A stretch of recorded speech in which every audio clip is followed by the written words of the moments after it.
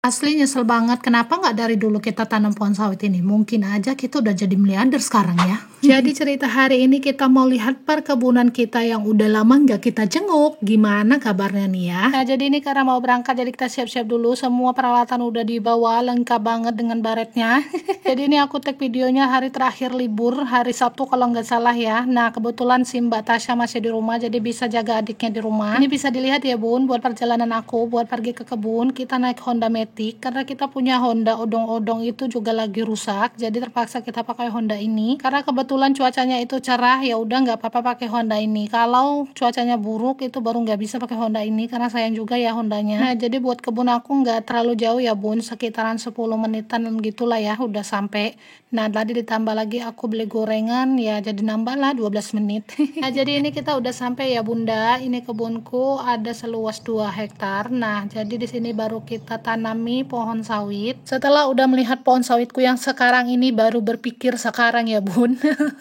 Kenapa nggak dari dulu kita tanam ya? Coba kalau kita udah tanam nih dari dulu, sekarang mungkin kita udah ongkang-ongkang tinggal nerima duit. Tapi ya begitulah ya bun ya, namanya juga takdir, nggak sesuai apa yang seperti kita rencanakan. Karena bunda tahu nggak, dulu ini kebun ini kami merencanakan itu mau buat kebun durian dan juga kebun jeruk. Karena pada saat itu lagi viral-viralnya ya buat kebun-kebun orang itu yang tanam-tanam jeruk, durian, itu banyak banget pengunjungnya. Jadi kami berpikir kayaknya nih dihayalin ini nanti kalau kita buat ini kebun jeruk dan juga kebun durian, pasti ini nanti kampung kita bisa rame nih. Nanti bisa datang ke sini jadi tempat wisata perkebunan durian. Gitulah yang dipikir ya bun.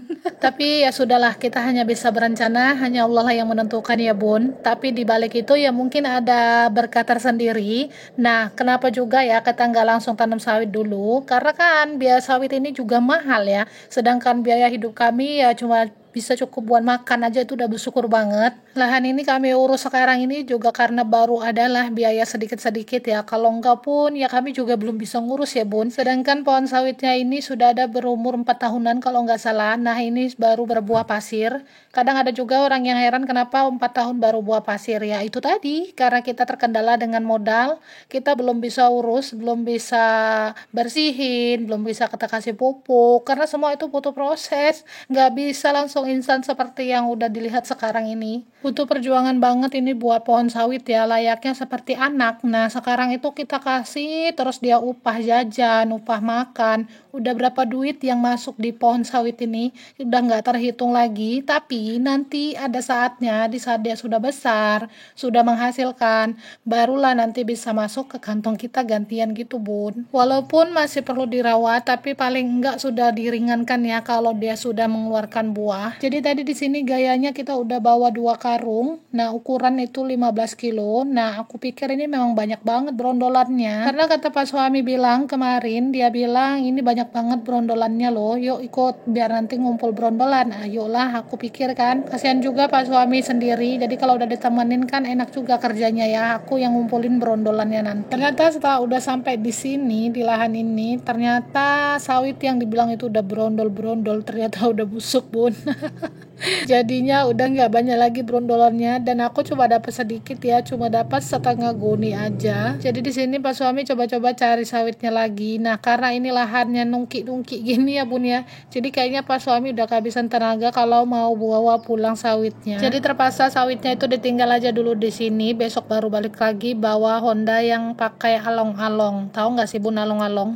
Jadi tadi aku dari rumah bawa bekal, kebetulan aku belum makan siang. Nah ini udah jam 4 sore, kelihatannya juga mendung. Jadi aku mau makan bekal dulu karena perut juga udah pedih ya. Jadi setelah aku udah makan bekal, nah tiba-tiba aja mendungnya terus terkumpul rapat, terus anginnya juga banyak. Jadi kita nggak memungkinkan lagi buat melanjutkan pekerjaan kita. Kayaknya kita nih harus balik aja sebelum hujannya turun. Karena apa? Kita kan bawa Honda Matic. Honda Matic tuh susah banget. Kalau udah nanti kena lumpur, kena tanah yang banyak banget nanti nempel di ban, itu nggak bisa jalan bun. Jadinya kita langsung aja OTW pulang nanti keburu hujan lebat turun. Nah betul aja ya, udah sampai rumah ternyata hujannya baru turun. Dan alhamdulillah banget kita udah sampai rumah.